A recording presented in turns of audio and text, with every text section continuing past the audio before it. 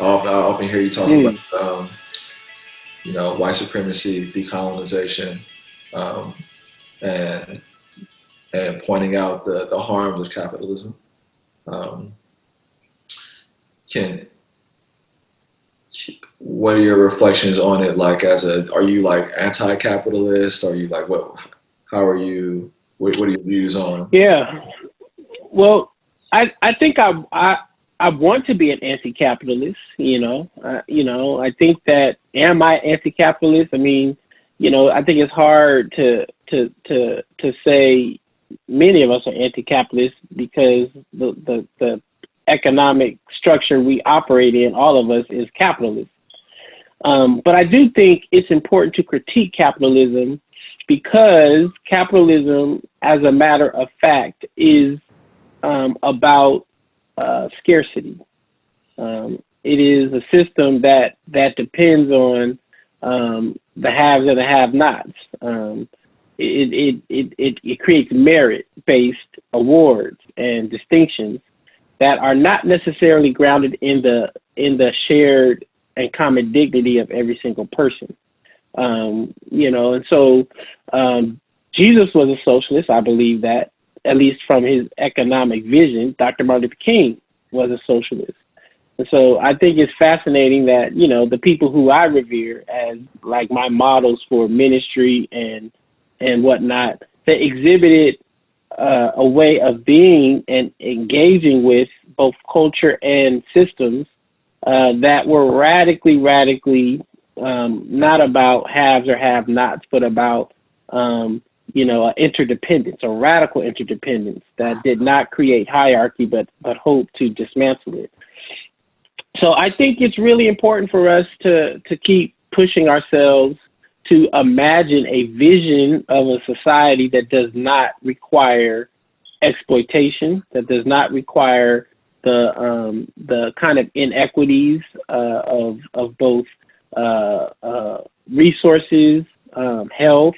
I mean, this pandemic is laying bare all of the kinds of built-in deficiencies of capitalism. Now, there are some folks whose model of, say, socialism, communism, are only kind of associated with, like, the despots, right? The kind of political leaders that gave rise to, some atrocities, say in, Europe. But I just keep arguing to people, while folks that were critiquing the communists of Europe, black folk here were getting lynched and crushed. Latinos were getting, beaten, and Chinese Americans were being put in camps. And so, capitalism capitalism has been great for all people in America either. So we have to then, particularly on the other side of this coronavirus, I think, just reimagine a new world.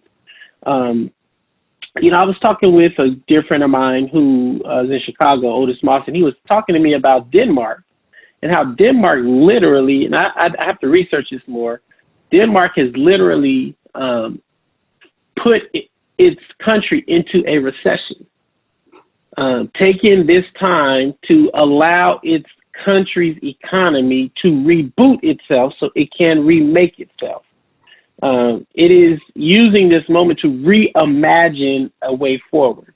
And I think part of what all of us have to do is not try to hold on to the normal that actually has produced Black death, millions of unhoused loved ones, mainstream or large numbers of white Americans working 40, 50, 60 hours a week and still can't get their basic needs met.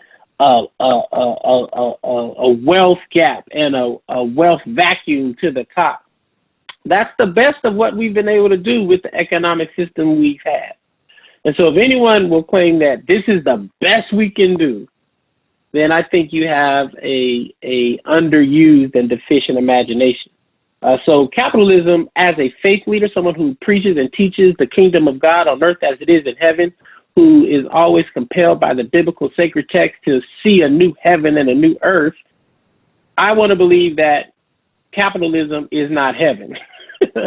And so if capitalism is not heaven, then what does it mean for us to push ourselves to imagine a new heaven and a new earth? There may be people in our congregation, folks like yourself or others, just by hearing these challenges, and they're economists, they're political leaders, they're educators. They may then go and they may be, struck with a bolt of lightning of innovation and spirit, and they may be the ones to help catalyze a new way of imagining. I don't believe as a faith leader I have the answer for what the economic system is going to look like, but I do believe I have a responsibility to help continue to sound the alarm. As Dr. King says, we need to be firemen. When you see a fire truck running through red lights, you understand that there's an emergency. And so we need to be, as faith leaders, as people of faith, the fire engines running through red lights, breaking some of these rules, because we're sounding an alarm that there is an emergency. And so Black Lives Matter work, all the stuff that we've been doing related to police, community relationships, equity stuff, criminal justice reform, addressing gun violence. We're doing it because we want to sound the alarm that this is not the best we can do. And for all of us who, feel like Donald Trump is the root of our problems, white supremacists are the root of our problems, conservatives, Republicans are the root of our problems, I just offer humbly, as a native and son of San Francisco, Donald Trump nor the Ku Klux Klan have yet, to our knowledge, been the leaders of the governments of the Bay Area. The Bay Area is ran by progressives and ran by people who claim to be the most liberal in the country. And yet Black people are displaced at a rate that gives you whiplash. Unhoused folks are seen as such a nuisance that folks would rather leave them outside to die than put them in buildings and apartments that are empty.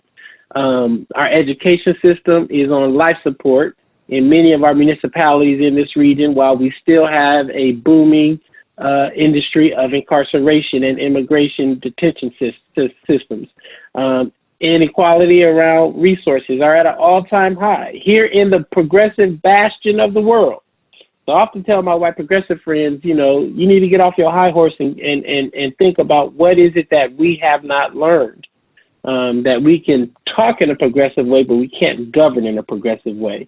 And we ourselves may be a little too hypnotized and mesmerized by the powerful, the wealthy, proximity to those who through the strength and the force of their organizations and corporations, they just have too much influence. And so it's an important conversation for all of us to keep thinking about. I don't think one person can have the answer. This is why, again, in a democracy, many voices need to come together and reason together and act out of a sense of compassion and integrity and vision, and prayerfully we'll get the world that our children deserve.